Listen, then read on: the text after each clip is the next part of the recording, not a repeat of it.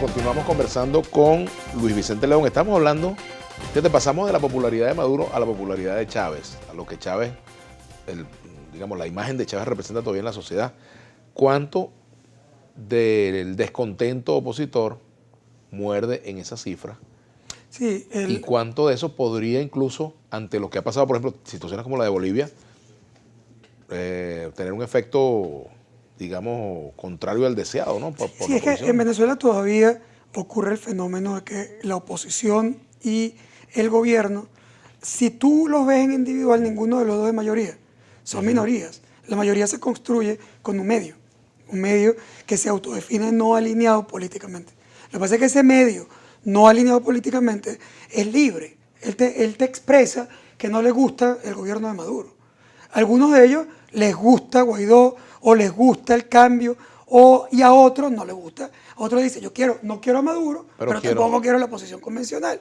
Y o sea, ahí, por eso decía que el rechazo o el deseo de cambio no es homogéneo. Es homogéneo que todos quieren cambio, pero no es homogéneo hacia dónde quieren ir. Y eso permite que Maduro navegue sobre ese porcentaje, ¿no? Exactamente. La verdad es que si tú lo miras desde el punto de vista estratégico, ¿por qué Maduro ha logrado mantener relativa estabilidad? Incluso, no me refiero solamente a mantenerse por la fuerza o ser duro o utilizar al sector militar para... No, es que el país ni siquiera está usando ningún sector militar para sostenerse, porque no hay una movilización que lo ponga en aprietos en realidad. ¿Por qué? ¿Cómo lo logra? Lo logra por dos vías. La primera vía, básicamente, es una estrategia muy intensa de política social, es decir, la penetración de los CLAPs y de los bonos mantiene una conexión, sobre todo en la base de la pirámide, en la población más pobre, mantiene un nivel de dependencia importante con el gobierno. La gente cree que los CLAPs son un elemento secundario. Los CLAPs no son un elemento secundario.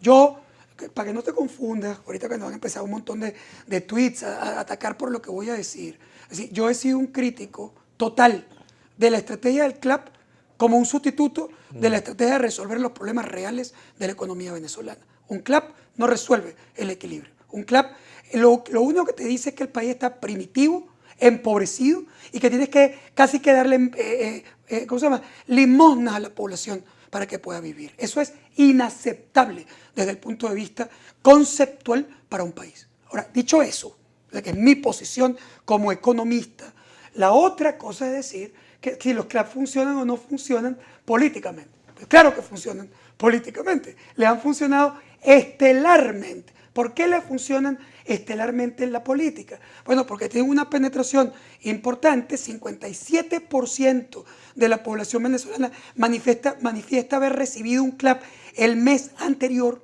Es decir, estamos hablando que en promedio la mitad de la población, porque el mes anterior había sido 46, es decir, la mitad de la población está recibiendo esos CLAPs. Y eso le sirve al gobierno, ¿para qué? Le sirve al gobierno para tener control social.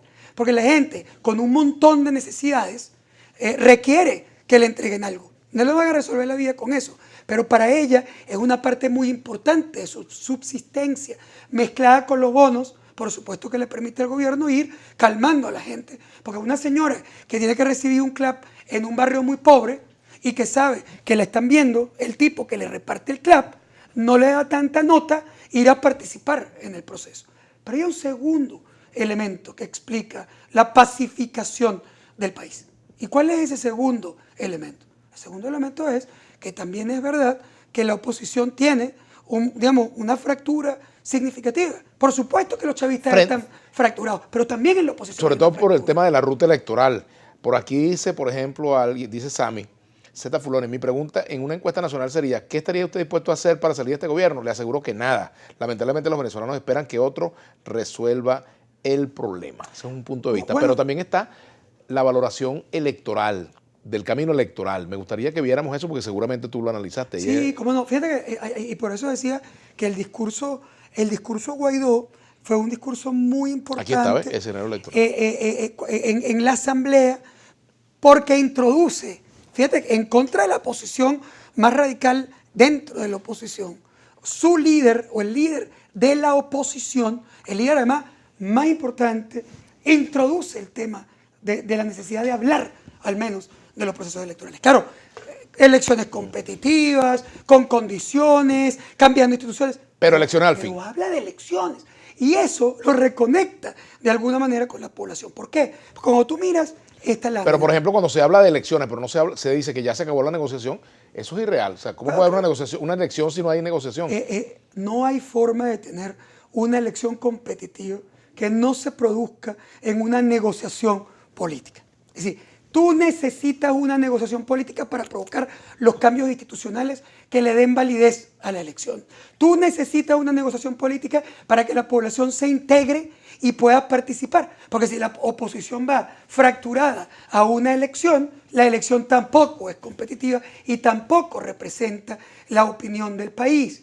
Y si el gobierno convoca él mismo solo una elección y los líderes institucionales de la oposición no participan, eso no es una elección, eso es exactamente lo mismo que ya hemos visto en el pasado y no van a reconocer legitimidad de nada que salga de ahí. Por tanto, solo es relevante una elección si es producto de un acuerdo político entre las partes. Pero Mosca, yo otra vez, que por ejemplo, hoy mismo escribí en mi Twitter que yo por ejemplo no estoy de acuerdo con el ataque que se ha hecho a la minoría opositora.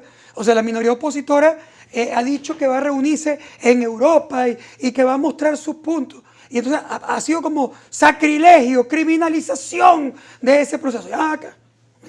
Yo escribí diciendo que a mí me parece que esa oposición minoritaria, al no ser la mayoría de la oposición, no la puede sustituir ni suplantar.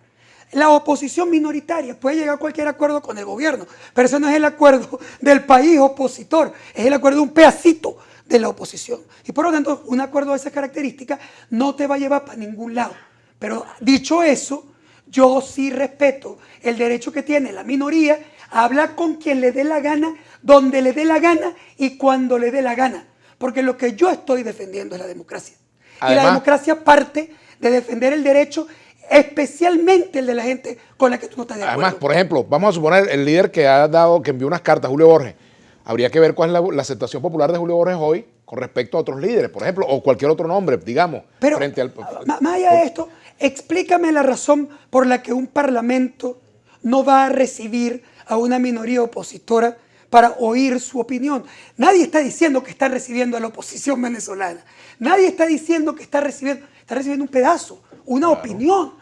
Minoritaria o mayoritaria, todos tienen derecho a expresarse. En el fondo de esos vetos lo que hay es una profunda intolerancia. Al final de cuentas, y una muestra de cómo sería un ejercicio de poder desde esa perspectiva. Sería terrible. O sea, eso no puede ser la política de la oposición. Por ejemplo, no ni creo que sea la postura de toda la oposición. Yo, de nuevo, repito, porque es que a la gente le cuesta, porque hacen cosas lineales de pensamiento.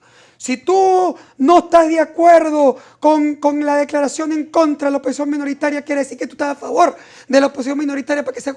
No vale. No necesariamente. Yo lo he escrito 60 veces. No hay acuerdo político posible si la oposición mayoritaria no participa. Ahora, la oposición minoritaria tiene derecho a explicar, a expresarse, a dar vuelta, a hacer lo que le dé la gana, a reunirse con quien quiera, que es eso. Así es. Mira, antes de irnos tenemos que ir a la pausa. Vamos a ver esta lámina entrando en la próxima parte del programa porque nos quedamos aquí y está congelada con las cifras de la disposición a votar que tienen los venezolanos hoy. Hacemos la pausa, ya venimos con Luis Vicente León, Data Análisis a la 1.